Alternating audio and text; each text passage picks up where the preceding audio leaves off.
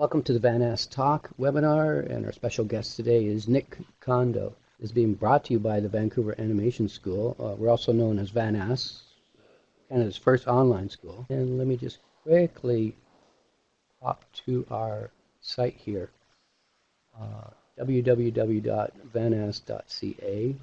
We offer one-year courses in 3D character animation, 2D animation, short films. We have a 1-month career development course, a 3-month writing for animation course, great concept course. And again, they come in 1 month, the intro trial, and the 1 year designed to make you a professional. We're also into effects now. The industry's asked us to teach digital matte painting, high-end Houdini effects, animation, advanced 3D modeling. This one's super interesting. It's actually designing the gameplay. So you're designing the entire, what is the game for video games? Again, thank you very much. I worked briefly with Nick at a university. We were professors there. And so I'm going to open this up asking Nick, where are you originally from? I was born in Salt Lake City, Utah, in the U.S. And then after I graduated high school, I moved to the Seattle, Washington area, and was there for most of my life. And now I'm in Vancouver for like the past 2 years. Right, up here in British Columbia, Canada.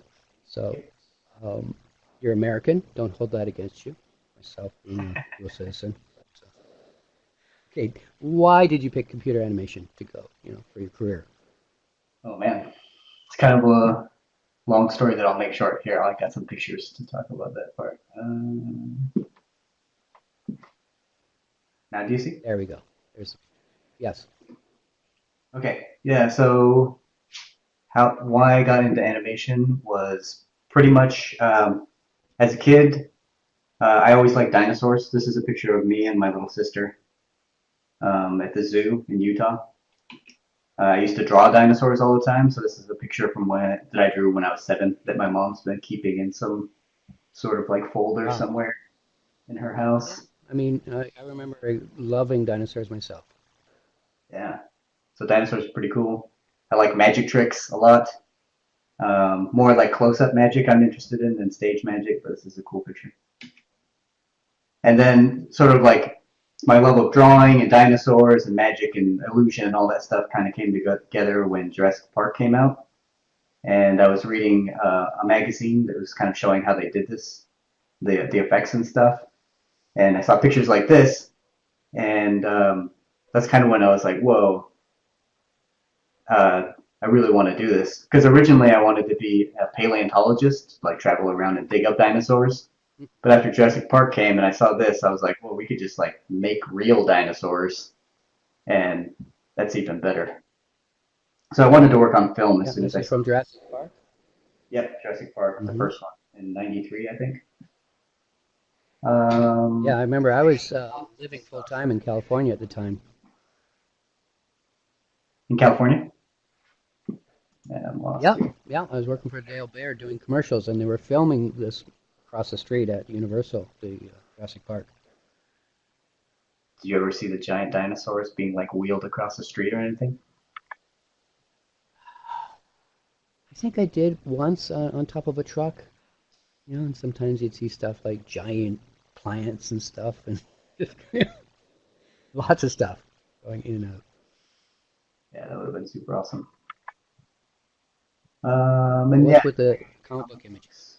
books, drawing comic books, and like through comic books is kind of when I started really getting into story and storytelling, visual storytelling,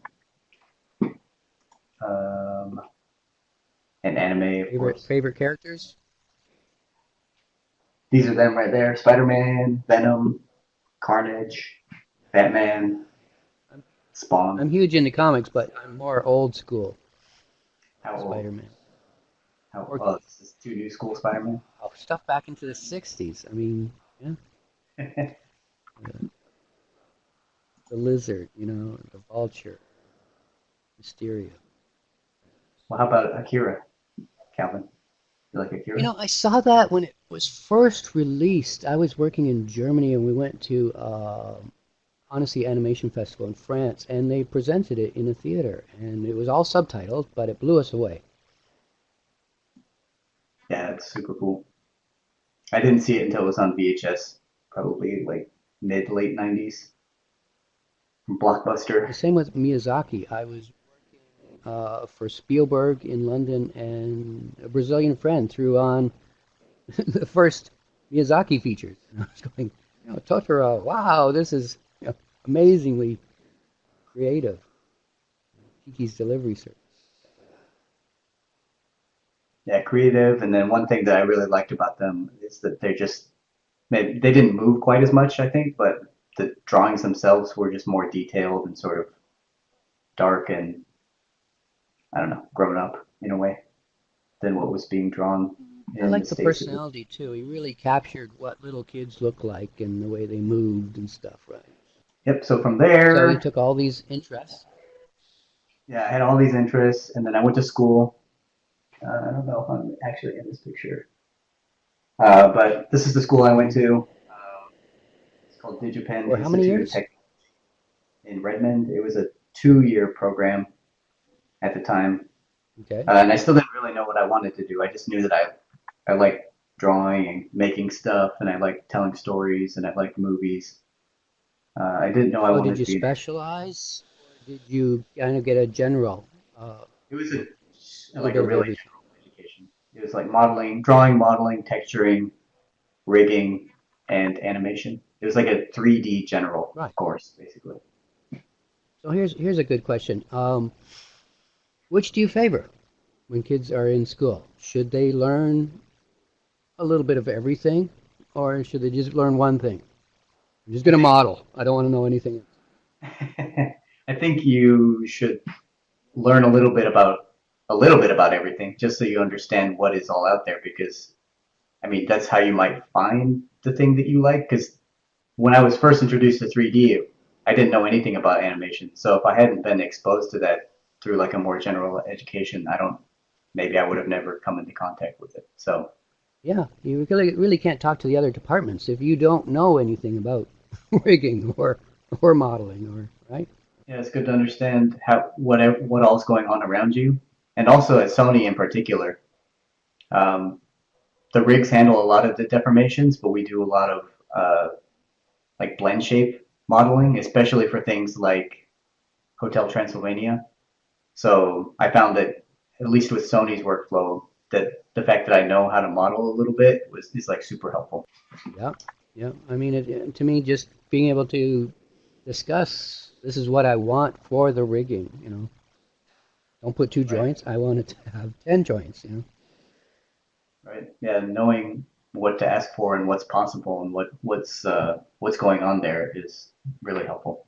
We are seeing this is the first job I graduated from the 2-year program, and I got hired by Nintendo as a like a Okay, generalist. so here's another question. First job, did you get it immediately? Well, in this case, the school was in the same building as Nintendo, so they used to come and look at portfolios from the students when they graduate. So in my case, which I think is probably a rare case or an unusual case, I did get hired like directly out of the school into basically the same building Wow, that would a be couple weeks after. that would be super rare. Yeah, it's usually it could be 6 months easily.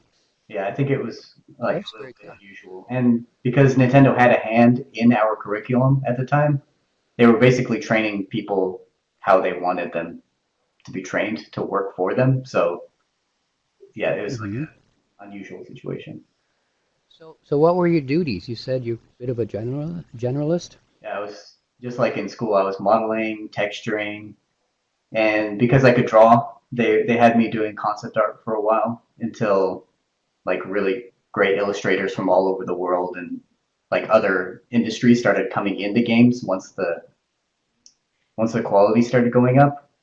Uh, People used to pay me to draw, but not anymore. I can't I can't quite hang with the people that are doing it professionally now. Having the ability to draw, you consider that important to be in 3D animation, or is that just something you don't need? I don't know know. how to. I'm not sure You anymore. do not need to know. When we were in school back then, they were always saying that Disney and Pixar were like they saw 3D as a tool, and so they wanted to hire artists that they could then train to use the tool, right? But since at least at Sony, I've met so many people that are Yes. really great animators who can't draw that I'm not sure anymore.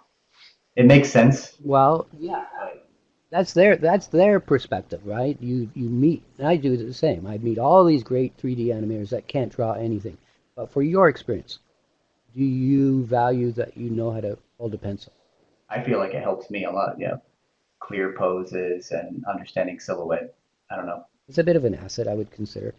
So, how was your experience with gaming? Did you like it? Working at a studio? Yeah, I did like it. After Nintendo, I worked like in on Xbox games, horror games. Um, this was the company that hired me. Monolith hired me to as my first animation job, and I was cleaning up mocap for the most part. Um, Mm-hmm. Warner Brothers bought us for a while, and for a year and a half or so, I was doing camera layout. So I did layout for a while, and I worked for a really small studio after that, where it was back to being kind of a generalist. Um, where I didn't do modeling and texturing, but I did animation and storyboards and marketing stuff and video editing and like presentations to help. It was a really small startup company, so I would make presentations to help sell to like pitch ideas to the money people. You were saying you were doing mocap. When you started to animate, Yes. full character scenes, what was the type of shot that they would give you initially? Where you get that When I was hero doing shot.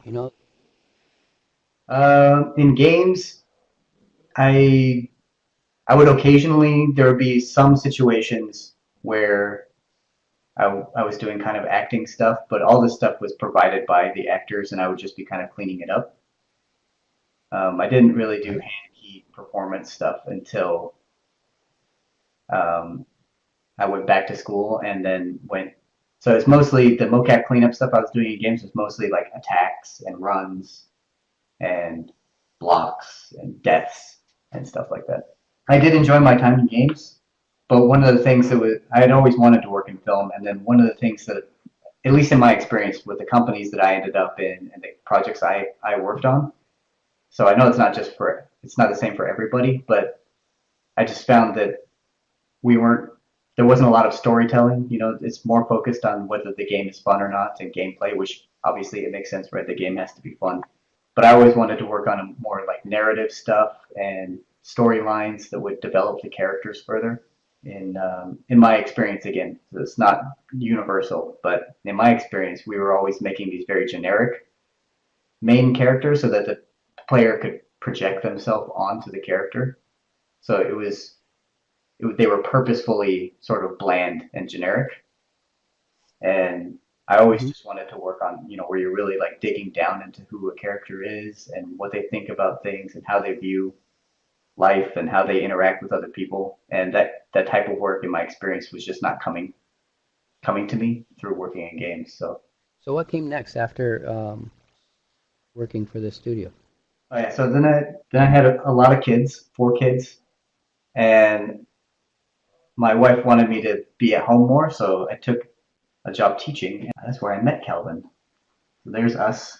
Yep, Ta-da! I'm So yeah, there's us. too close, too close. So we taught Calvin and I This is taught actually, for a couple of years. yeah, and this is two classes combined, right? It's more than just a single class.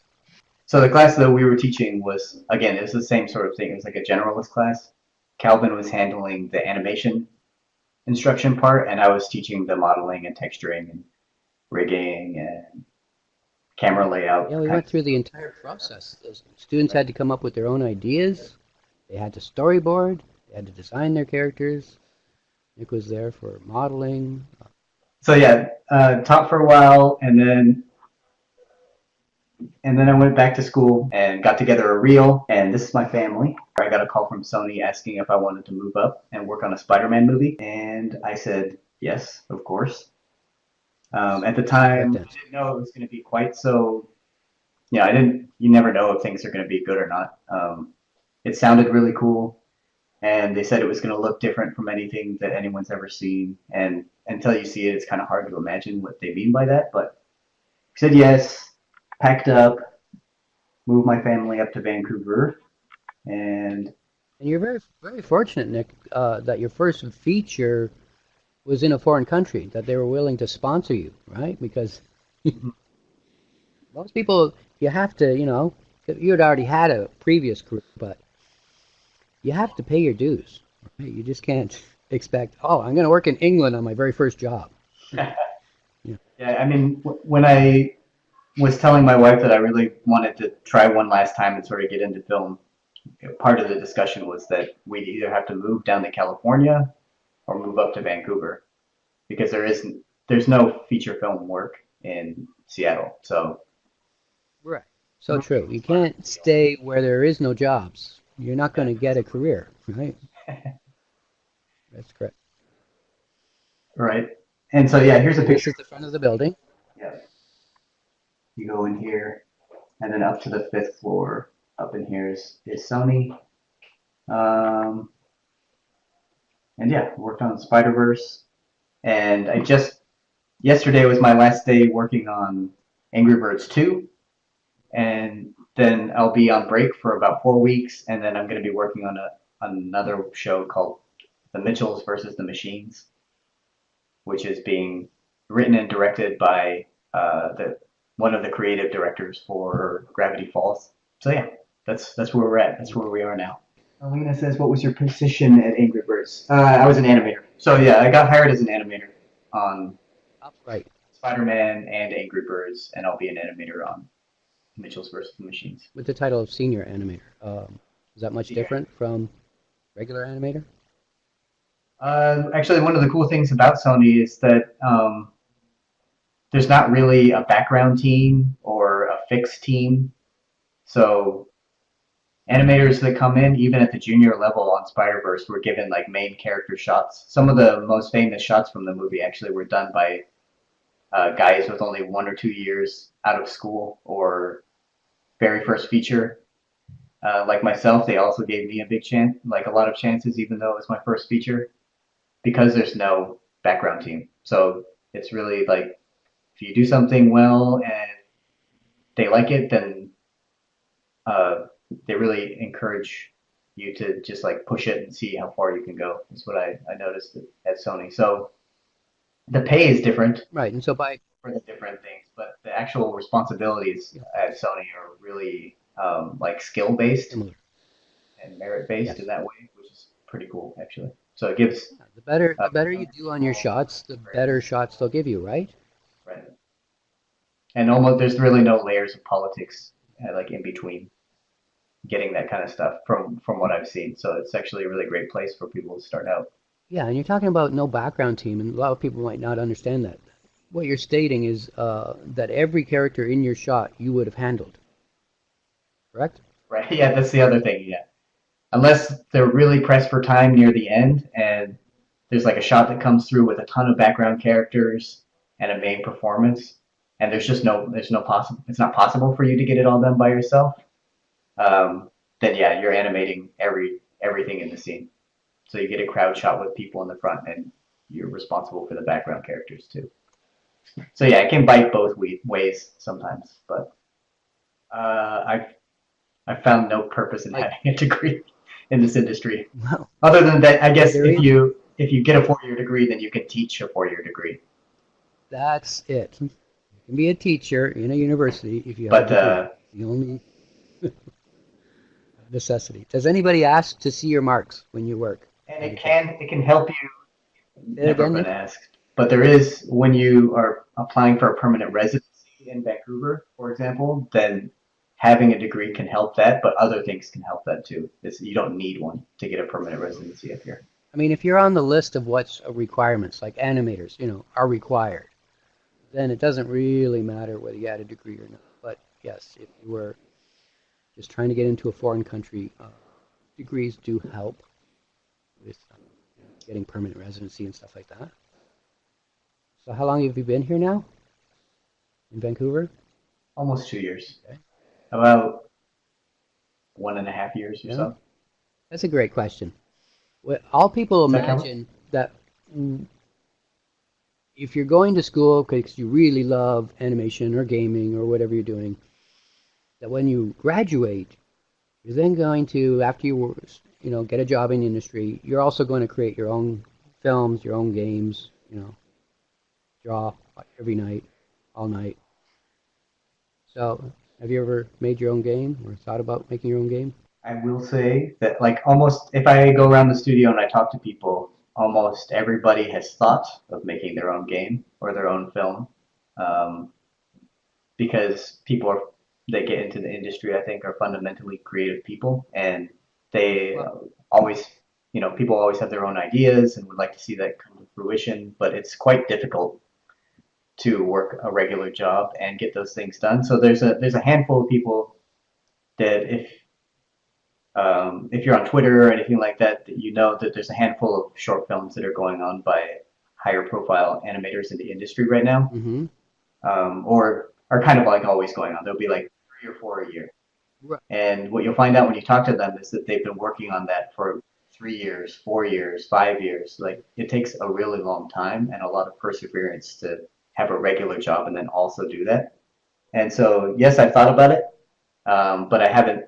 There just hasn't been a time in my life yet where that actually fits into what the rest of what's going on. Yeah, that's my experience. It was just, almost everybody I've ever met in animation, because most of my friends are animators, you know, students think, oh, when I'm graduated, I'll make my own film while I'm working. I don't know anybody that's made a film. You go and you work for minimum 40 hours, if not 60, 70 hours. And then you go home, you don't want to do the same thing. That's why I say, when you're in school, work hard and make your film, because that might be the only time in your whole life that you make a film. Would you say that's good advice, or what's your philosophy? Yeah, I mean, school is a good time to do it.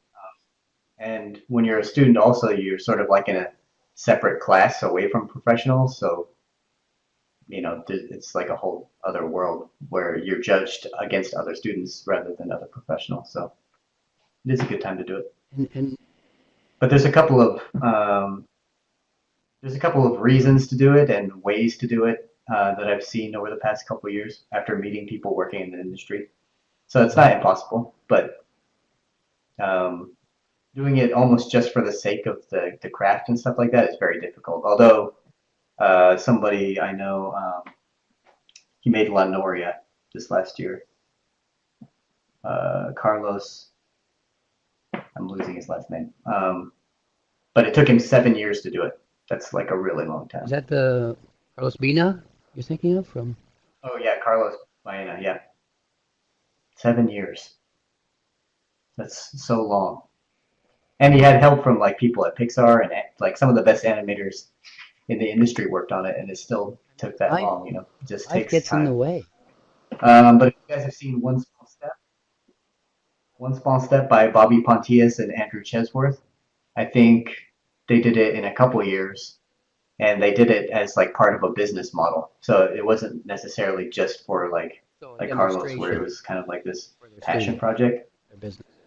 It was a demonstration of what their studio could do because they were also starting up a studio. So there's a bunch of different ways, but it was an idea that Bobby had pitched to Disney for their shorts program that didn't end up going Mhm. through. So it still was his own personal idea that he'd been thinking about for a long time. So Very cool. So, advice you'd give to students when they're in school?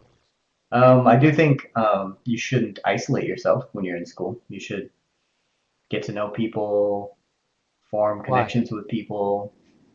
The like the your co-students, what's it, classmates, are going to Yes. be the people that you'll know probably for the rest of your life. So Yeah.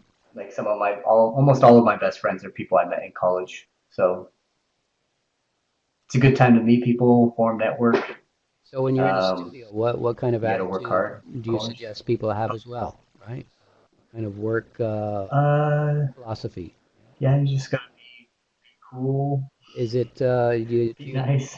do you tend to Uh, show up on time, or should they just stroll in when they feel like it? you, I think different companies have different ideas about that, but you generally, you gotta show up on time. And there's Hmm. core hours at different studios. But I True. think over the years of working in different places, they all have sort of different ways that they treat it.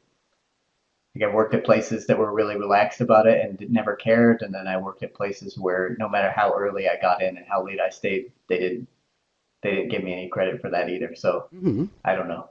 Here's somebody asking, any tips about forming connections? I don't have a lot of experience forming connections just randomly, but it's always either been through school, but online and stuff like that. Yeah, so like artist meetups, I've never really gone through that kind of process. I assume that it's probably a good way to meet people, but online and stuff like that, Mm-hmm.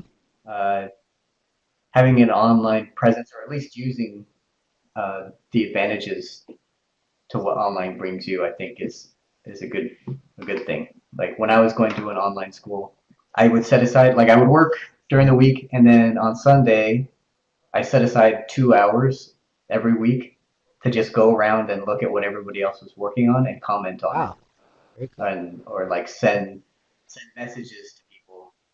And so by the time I got to Sony, I actually knew a handful of people already, just had never met them in person. So and I even today, still today, I take the time if I meet people on Twitter and stuff like that to send them messages.